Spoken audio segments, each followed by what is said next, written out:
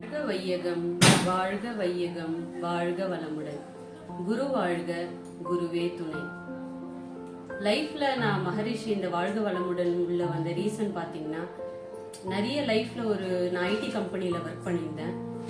கல்யாணம்னு ஒரு இதுல வர சொல்ல நிறைய தோல்விகளை சந்திச்சேன். அதனால 10 வருஷமா வீட்டுக்குள்ளேயே இருந்தேன். எப்படி இதுல இருந்து வெளி வந்தேன்னா மகரிஷியால தான். எல்லாமே என்னோட டேலண்ட்ஸ் எல்லாமே அப்புறம் தான் வெளி வந்தது.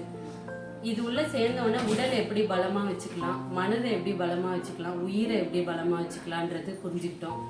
யோகான்றது இது உள்ள எக்ஸசைஸ் எல்லாமே வரும். ஆனா இதையும் தாண்டி மனம்னு ஒண்ணு இருக்கு, இதுக்குள்ள உயிர்னு ஒண்ணு இருக்கு. அதை நம்ம எப்படி வெளி கொண்டு வரணும், நம்மளுக்குள்ள இருக்கிற ஆன்மாவை உணரணும், நம்மளுக்குள்ள இருக்கிற இறையை உணரணும். அந்த இறையை உணர்ந்தா அந்த இறை நமக்கு எப்படி வாழ்க்கை அப்படியே சூழ்நிலை அப்படியே அழகா அமைக்கப்படுது. நாம எதையும் நோக்கி ஓட தேவையில்ல.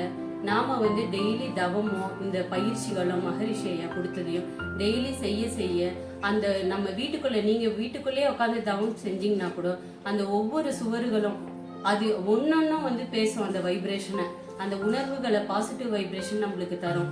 அதுல நம்ம வீட்டுல பெரியவங்கள் உடல் நல பாதிக்கப்பட்டிருந்தாலும் சரி, குழந்தைகள் படிப்பு லெவல்லையும் சரி, கணவரோட தொழிலையும் சரி, எல்லா விதத்திலயும் மாற்றங்கள் ஏற்படும். டெய்லி தவம் நீங்க செய்ய செய்ய, ஒருத்தர் செய்ய செய்ய உங்க வீட்டுல இருக்கிற எல்லாருமே மாறுவாங்க. இதனால உங்களை பார்த்து நீங்க போயிட்டு தொண்டு செய்யணும்னு ஒரு எண்ணம் வரும். அடுத்தது அந்த தொண்டு மூலியமா பல பெண்களும் பயனடைவாங்க, ஆண்களும் பயனடைவாங்க.